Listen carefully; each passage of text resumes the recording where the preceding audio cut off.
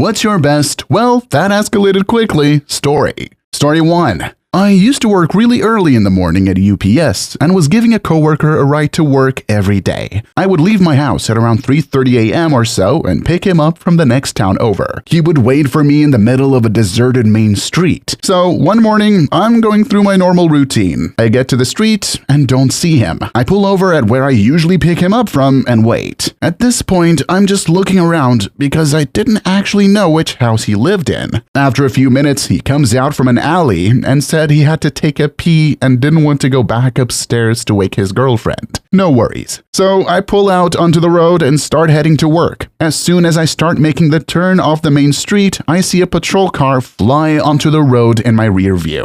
I continue on thinking nothing of it until I see another one approach from the opposite direction of the road I'm on. I take the next right on the road, which happens to be my normal route for getting out of this crap town. Halfway down the street, both patrol cars swing behind me, so I begin to pull over. I get freaking boxed in with guns held at their sides, not drawn at me. I roll down my window with the biggest "what the f*** on my face. I explain we're going to work, and then they start asking my passenger what he's holding and actually draw their weapons. Officer, what's in your left hand? Passenger, my socks? He had extra socks in case it was cold or some crap. Officer, what's in your right hand? Passenger, in the most "please don't freaking shoot me" voice ever. A banana? All in all, pretty awesome. The officers said they were looking for a robbery suspect on foot. Story 2. My son got in a fight in after-school daycare and got a black eye. Next morning, I was at work and my wife could not get him to school because he was too embarrassed that the other kids would make fun of him for losing a fight. My wife calls me frantically and I'm at work with no time to deal with it. I told her to tell him to just say the other kid was much bigger, so no one could blame him for getting beat up. Next thing I know, I get a call from the police. My son told the school an adult had attacked him and they believed him and called the cops. When the cops talked to my son, he told them that he had made it up because his mother told him to say that. The cops called her, and she told them I told her to tell him that. So the cops assumed I had beat him up and told him to lie about it. So I told the cops the story, and they called the daycare, and fortunately, the same worker who was there when my son got in the fight happened to be on duty and was able to tell the cops what really happened. Chances are, if she had not been there to take that call, the other daycare workers would have known nothing about this insignificant fight,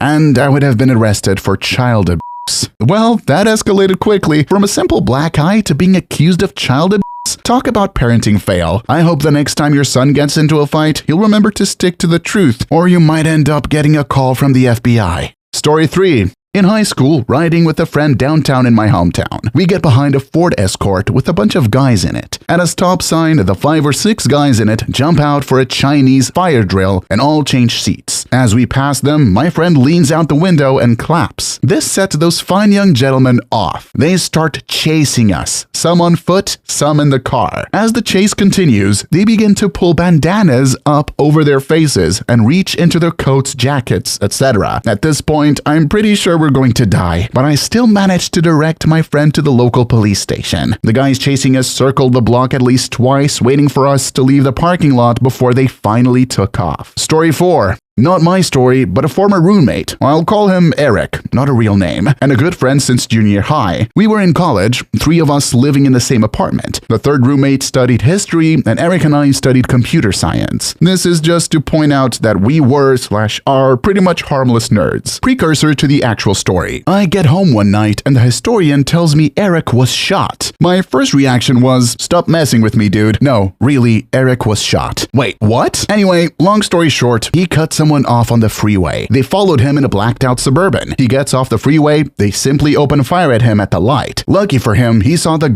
at the last minute, swerved out of the way and got shot in the arm and shoulder. The bullet entered his shoulder and didn't exit, but you could clearly see a fragment of the bullet in his shoulder pointing at his neck. They never caught the guys in the Suburban, and what's worse, he ended up on the news. Needless to say, Eric was scared because if the bad guys were watching, they now knew who he was. Anyways, fast forward about 6 months, Eric is driving down the freeway at night at a comfy 80 miles per hour, as he likes to do. All of a sudden, a car pulls up behind him and starts to tail him, to the point where he can't even see the headlights. Eric freaks the out thinking they found him. So he just floors his little Civic and goes as fast as he can. 90 miles per hour, still behind him. 100 miles per hour, still behind him. He pushed it all the way to 110, as fast as the little Civic could go, and the car was still behind him, not letting up. He's now thinking he's dead meat, until the car that was behind him puts on his sirens. Yup, it was the cops behind him the whole time. So he pulls over, never so glad that he got pulled over in his entire life. But, as you can imagine, scared of what the cops will do to him. Still better alive than dead. The cop comes out, pulls out his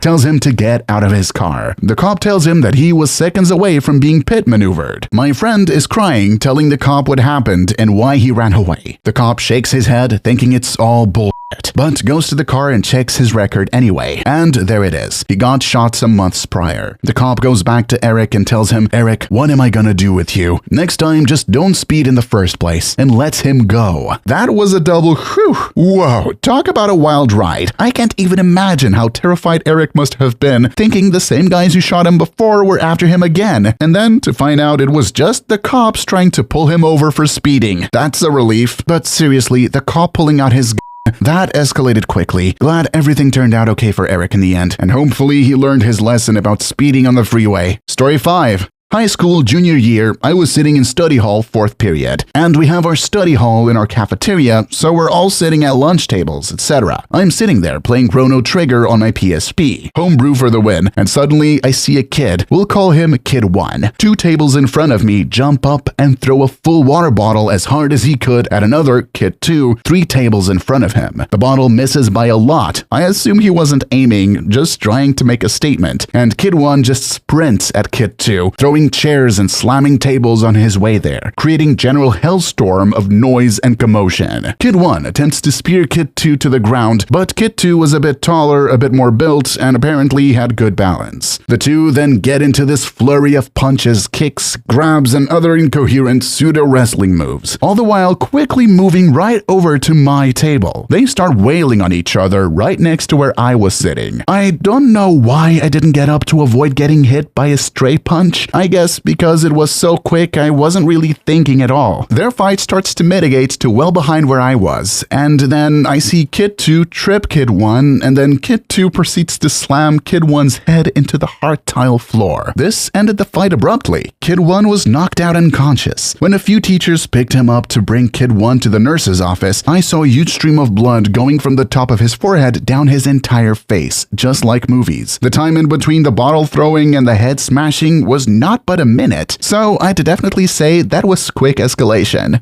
Story 6. My high school science teacher was a pretty quiet, nice guy. We had no idea that his wife was terminally ill. One day in the middle of class, the principal came to the door and asked him out into the hallway. The conversation only took 2 minutes, but when he came in, he just gathered up his papers, put them in a folder, and sat at the desk. At first, we thought he was going to tell us something, then he just broke down hysterical crying. He began hyperventilating. A person went to get the nurse, then he started having a seizure. We straightened him out on the floor.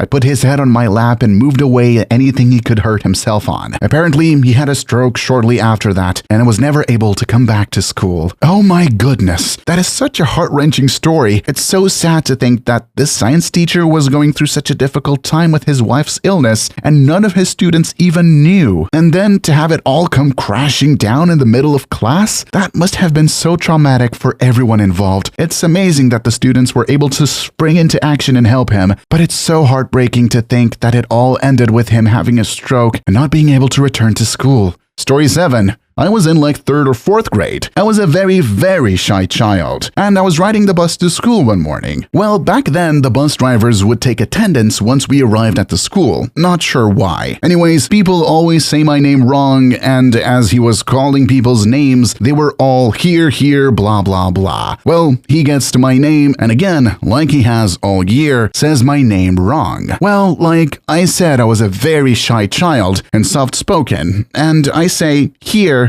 but my name is Hallery, and he starts yelling my name because he didn't hear me. So I spoke a touch louder and again kindly reminded him how to pronounce my name. He gets so furious that he throws his clipboard, gets up out of his driver's chair, and storms to the back of the bus where I was assigned to sit and grabs me by my arm and just starts screaming at me that I can say your name however I dang well please, but speak up, little girl. I can't hear your little mousy voice. Why aren't you looking at me when I talk to you? What, are you stupid or something? Then shoves me back into my seat and goes back to the front and opens the door to let us out. I'm hysterically crying at this point, and apparently one of the teachers that makes sure the kids get inside safely heard all this and pulls me aside. They ended up calling my mom, and I was allowed to go home for the rest of the day because I was just so hysterical and nothing and no one could calm me down. Needless to say, he never drove our bus again, or any bus for that matter. Story 8. I made a usually really nice teacher cry once. I was quite the little crap head in high school. The teacher in question was the football coach, a pretty big burly guy. He and his wife had just had a baby. The football team was having a horrible season. There was a lot of talk of teachers and programs getting cut. Just a bad atmosphere for him, lots of stress. I had made a comment about him being wrong about something in a geology class, and he just snapped and started yelling at me to go to the office. So then I made some crappy remark about how he is probably just gonna be fired anyway, and then get to raise a baby with no job. He stopped yelling and just broke down into tears. The whole class gasped. I went to the office. I have never felt like more of a scumbag in my life, and I actually really liked him too. No idea why that came out of my mouth.